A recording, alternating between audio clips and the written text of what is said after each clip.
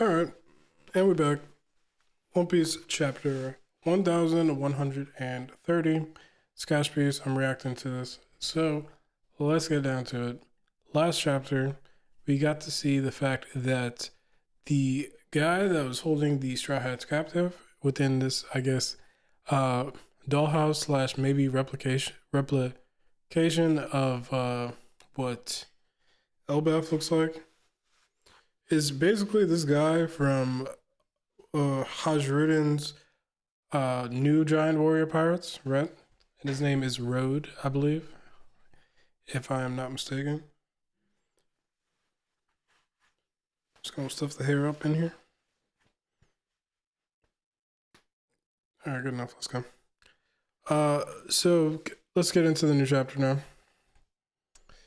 And the new chapter is called 1130, The Accursed Prince.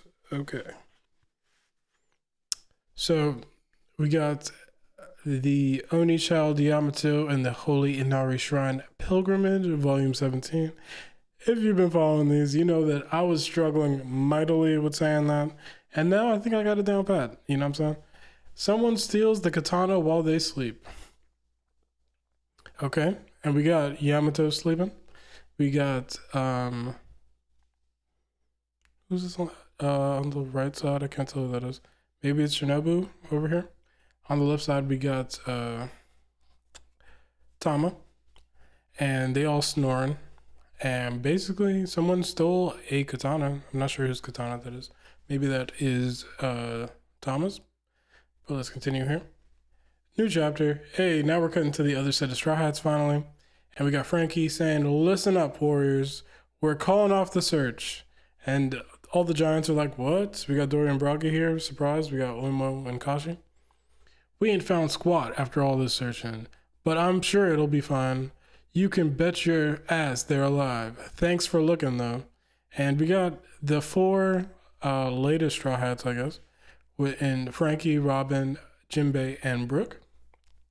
Robin says, that's right. We'll just wait for them on Elbaf. They'll make their way there. Which I agree, Robin. I agree. And that gives you some early time to maybe run into Saul before anything else happens. And so then we got Jinbei here. And Jinbei says, yeah, we've done all we can. Even my shark network is worn out. That's funny. Which, yeah, you know, I feel like it's almost underrated in the fact that he basically got the Aquaman power of just like communicating with all the sea life and whatnot.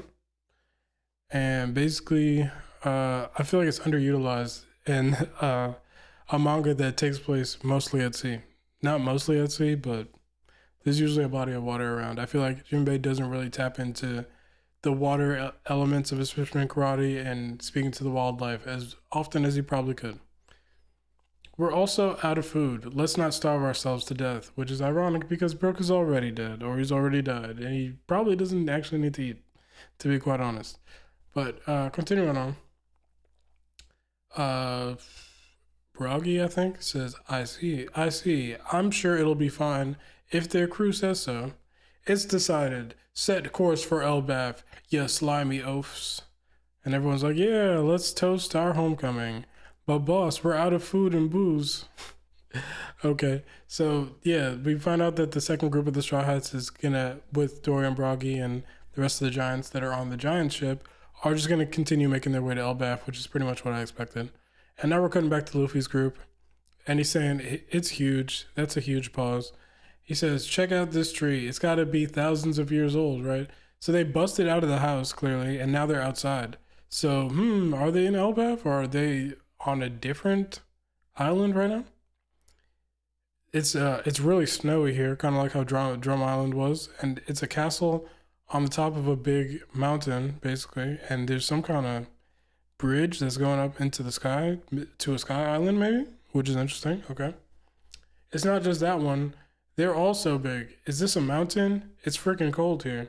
Look, there's a super long rope bridge. So this place is so vast. It's making me dizzy. This is not me saying that. And let's see here. Giants are crossing the bridge. Hide. Okay, and now we got two more members of my guy Hajruden's crew here, the New Giant Warrior Pirates. I recognize them because they were in the as part of the Straw Hat Grand Fleet cover story where they each got their own page and whatnot. Also, I'm pretty sure that Gerd was the little girl that was friends with Big Mom in her flashback. I'm not sure if we see Goldberg in their flashback, but Gerd is the ship's doctor, and Goldberg is the ship's cook, which he looks like he be eating. I can't lie. Okay, so Gerd says, "I don't get Hajrudin. Why'd he let that crackpot join the crew in the first place?" Okay, so clearly they talking about Road to begin with. It's because he's a skilled navigator. I can't stand him. They may call what? They may call Loki the shame of Elbaf, but he deserves that title even more. So why is Loki the shame of Elbaf? Dig ya ga ga ga ga. Yo, these One Piece lives be crazy, bro. Rodo, excuse me. Rodo probably wouldn't mind you calling him that. You sure of what you saw, Piper? His crow was carrying a small ship, right? Hoot. So she has an owl. It's interesting that it seems like the Giants have like this connection with animals slash nature and whatnot. I'm gonna be curious to see if they continue to build on that throughout the Elbaf arc. We're meant to arrest intruders, but Rodo keeps smuggling in intruders of his own, and he's laughing about it. Get back, Luffy. This is Nami whispering to him, I think.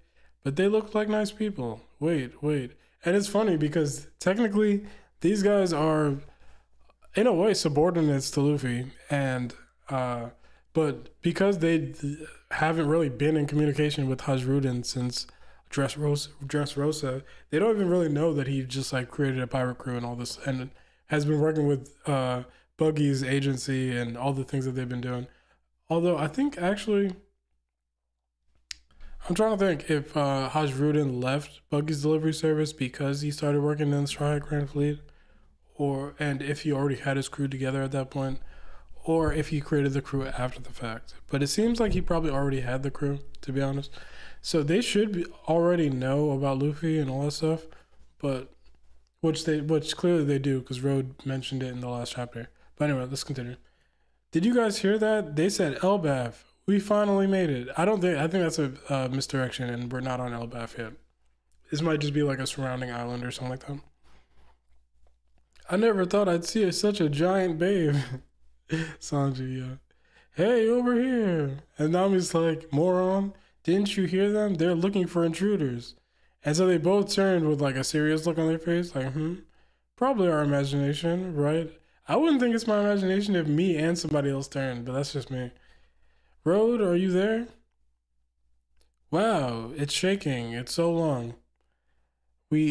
Pause. We better hurry. We'll have nowhere to go if more come. That's what Zoro said. This was made for giants. The gaps are too big. That's a fact. Like, try to go across a drawbridge, not a drawbridge, but a rope bridge that's held together with like little rope and planks and stuff. And it's made for giants. You gotta take these huge jumps and shit. Like, no, I'm good. But anyway, this is just a trial to prove we're worthy warriors. I like that Luffy, not Luffy, Usopp is, he's into all the giant stuff, you know what I'm saying? He's trying to put on that face to show that he's like, ready to embrace this warrior culture, okay? The forest below us is full of huge wolves. What's wrong, Luffy? This is Zoro's asking him that. You feel that? I'm getting goosebumps. We can't go see, right? Then you can't go either. All forests from now on are off limits. Sanji's telling Zoro he can't go nowhere because obviously he gonna get lost. I heard something back in the block country too. A roar. It's got to be coming from down there. I'm going on ahead. And Luffy jumps off the bridge. Hey, Luffy, this is nothing to Usopp, the brave warrior. Usopp is hilarious, yeah. And I was saying last chapter, I want Usopp to be like, an important part of every scene that he's in, basically. At least, even if he's just being himself and just being like pretending to be put on a face, we need to see the progression of Usopp, whatever that looks like in this arc. You know what I'm saying? So I never want Usopp to just feel like a background character, like how he didn't want him. So let's hear. Where are you going? The wolves are down there. That's hilarious, yeah. It says what? We attacked Egg. Excuse me. We attacked Egghead. According to the morning paper, why would they lie like that? It's too small to make out. That's funny. I'll read it aloud. The giant warrior pirates. This is Robin's talking to Dory and Broggy. The giant warrior pirates have awoken after a century-long absence. They set Egghead ablaze with Emperor Straw Hat Luffy. The captains of this legendary crew, Broggy the Red Ogre and Dory the Blue Ogre, have received new bounties of 1.8 billion berries apiece. My goodness. That's crazy. That's more than Zoro got right now. Holy snap. I'm like, how many? Those bounties are pretty high. I'm trying to think of how many people are actually higher than that. Because I think that's higher than King and Queen. Let me look up King's bounty real quick. King bounty One Piece. His is only 1.39. Okay. Let's see. What about Marco the Phoenix? His is only 1.374. So that's pretty high. That's pretty high. I can't lie. But anyway, let's go. That's like higher than pretty much all the first commanders, I feel like. We didn't intend on making a comeback. Your bounties used to be only 100 million. That's quite a jump. Prices would have changed a great deal in the last 100 years. Robin said it's inflation, which is interesting. This amount seems reasonable for you captains. They're also blaming Luffy for Vegapunk's murder. What? They're always changing the narrative. So you guys killed me, huh? That's funny. Lil saying that is hilarious. I can't lie. Shut up. We fought tooth and nail to save you. When was this taken? The World Economic Journal somehow always gets their scoop, even on Egghead. Whoever took this picture probably got a handsome reward. Hey, when Luffy turns into that freedom form of his, does he normally get this mark on his arm? Not sure. He was hopping around too much for me to see. It seems off. His arm is blurry, but the mark is crystal clear.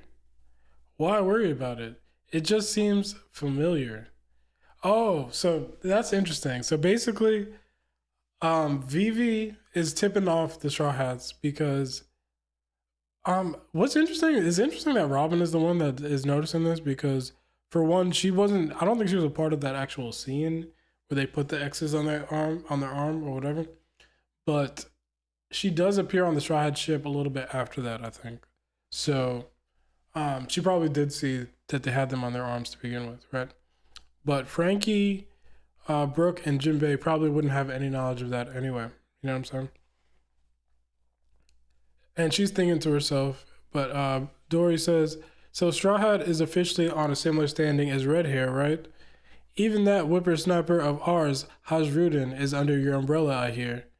That rambunctious brat is the king's own kid, you know. What? This nigga's a prince of Elbaf? That's crazy. Why didn't they say nothing about that in Big Mom's flashback? That's crazy, bro. Anyway, yeah, Frankie's saying, really? That's me, literally. He wanted to come fetch you himself, but we had seniority. Besides, someone's gotta keep an eye out for trouble in Elbaf. You think that Loki is Hasrudin's brother? That would be interesting, right? Trouble? It started back while our captains were missing. See, Elbaf has another prince. When he was born, they called him the Accursed Prince. I think the answer is yes. He's devoted himself to darkness, and a few years ago, he was sentenced to crucifixion. He tried to flee, but we warriors all came together to catch him. So is Loki strong as shit? They had to band niggas together to come get him? Like, goddamn. Anyway. What? All the warriors of Elbaf? Literally me, Frankie. His name wouldn't happen to be... Yeah, he's not right in the head. You see, there's a legendary devil fruit said to be passed down through the royal family. His desire to eat it was so great that he killed his own father, King Harold. So I guess there's not going to be an Odin in this, maybe. That's why we won't let the accursed prince loose again. If Loki ever does escape, it'll be the end of everything. Okay. So my man Loki don't get no hoes, but at the same time, he is a menace. And I don't know. I feel like with all of these, every time we get a silhouette of someone and we hear what people think about them, we meet the actual character and they're almost nothing like that. So we'll see if what they're putting on him is actually how he's going to be, but we're going to see. He's the shame of Elbaf.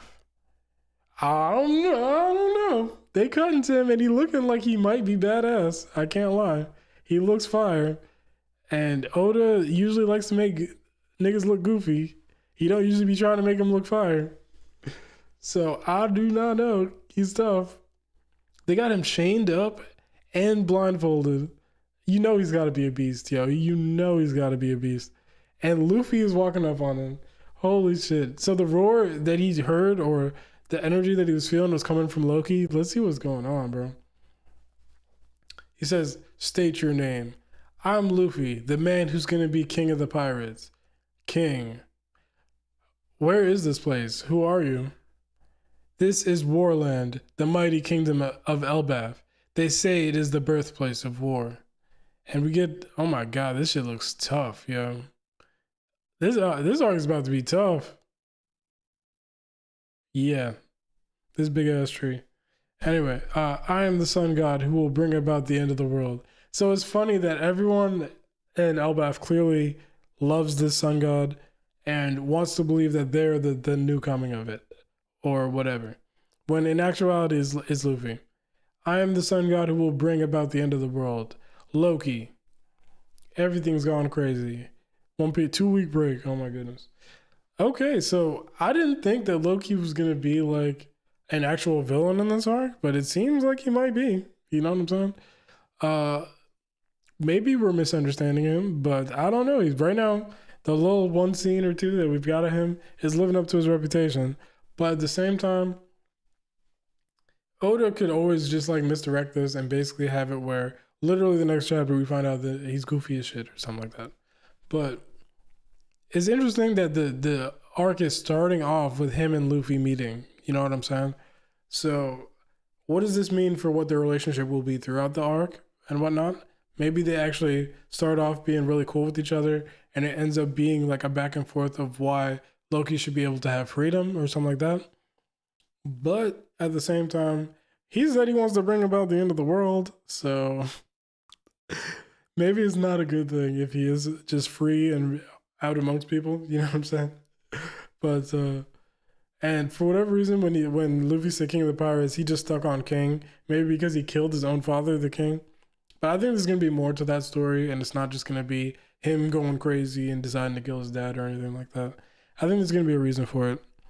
It's going to be really interesting to see what his relationship is with Hajrudin and to see what Hajrudin's actual role is, not only in this arc, but within the culture of Elbaf, like really is. You know what I'm saying?